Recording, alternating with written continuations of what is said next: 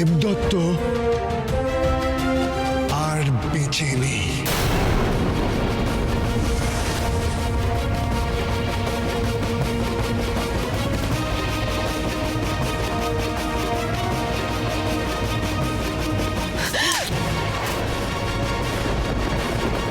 মিথ্যে মিথ্যে মিথ্যে! এত বড় সাহস যে আমার ছেলের নামে মিথ্যে কথা বলো তুমি আমার সামনে দাঁড়িয়ে! মিথ্যে! কাজটা কিন্তু ঠিক করলেন না। সত্যি কি মিথ্যে তা এখনই প্রমাণ হয়ে যাবে।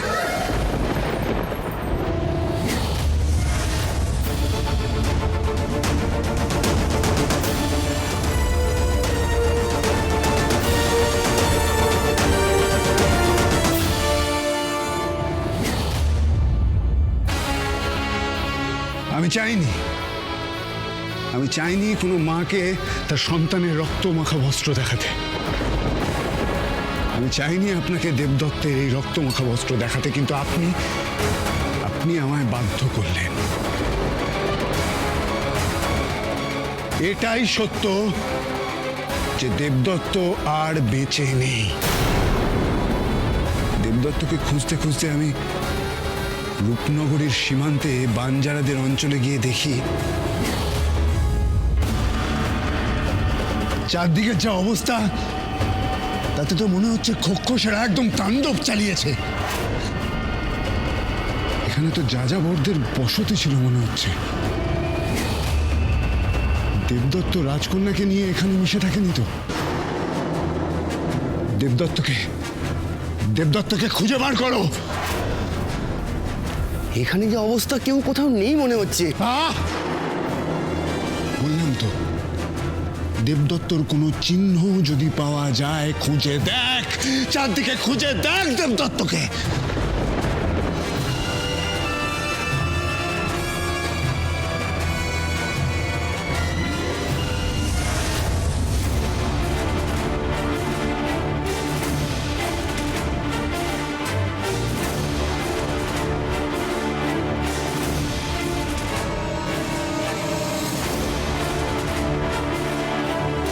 রঘুরাজ, এটা দেবদত্তের পোশাকের অংশ না?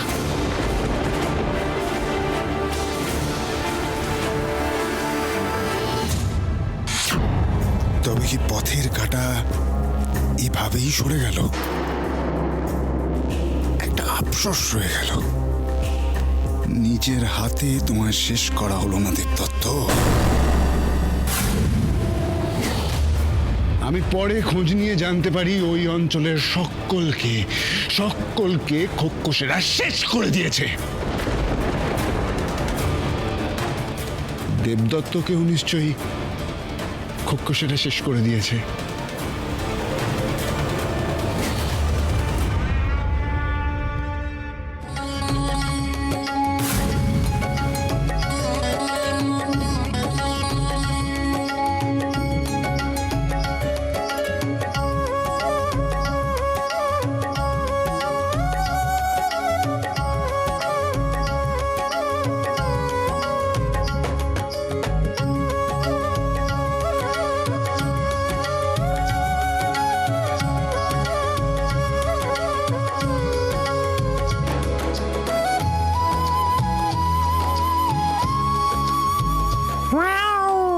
কি গো,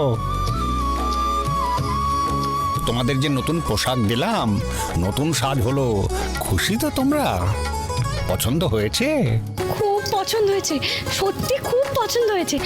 আমি তো ভাবতেই পারছি না তুমি আমাদের এত সুন্দর করে সাজিয়েছো, আমরা নিজেরাই অবাক হয়ে গেছি। সত্যি তাই, এখন রূপকে দেখে কেউ চট করে চিনতেও পারবে না। বেশ বেশ, তাহলে তোমরা এবার একে অপরের হাত ধরো, মানে রূপমূর্তি আর দেবদত্ত, অভিরাজ আর অরুন্ধতী। তারপর যেখানে যেতে চাও একসাথে সে জায়গার নাম বলবে।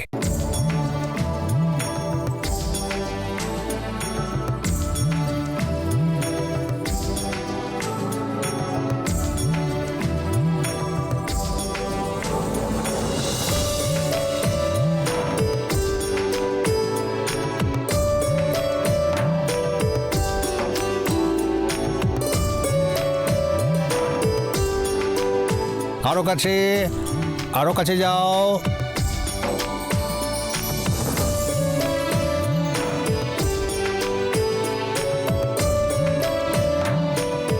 আরেকটু।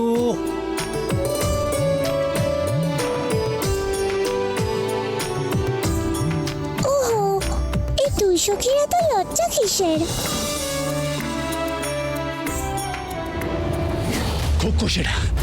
খোকসেরা দিনে দিনে হিংস্র হয়ে উঠছে, অপ্রতিরোধ হয়ে উঠছে। আর অপেক্ষা করা যাবে না। ব্যাদ রাজ্যে একজন রাজা চাই। এবার আমি ব্যাদ রাজ্যের রাজা হব। আমার সঙ্গীদের রক্ষা করব আমি। সব তোমার ষড়যন্ত্র।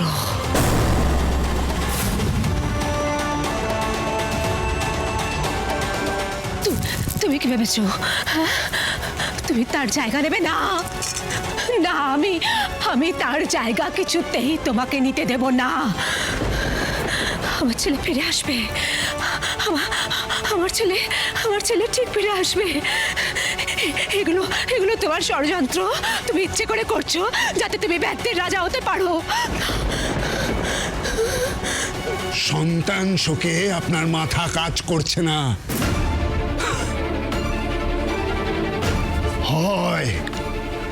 হয় এমনটা হয়।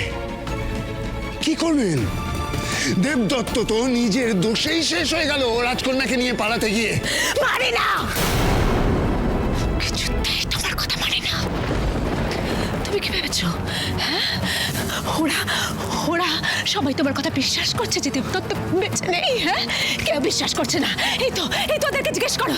হ্যাঁ বলো, তোমরা কেউ বিশ্বাস করছো? হ্যাঁ, রঘুরাজ যা বলছে তোমরা কেউ বিশ্বাস করছো? বলো তোমরা কেউ কেন বিশ্বাস করবো না? কেন বিশ্বাস করবে না বলো?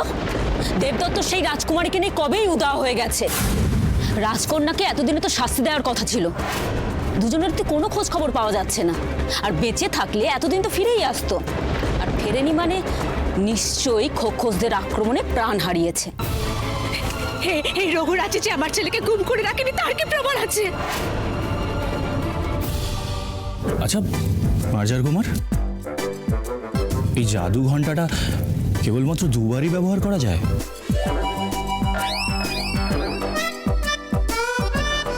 না মানে আরো কয়েকবার ব্যবহার করা গেলে ভালো হতো।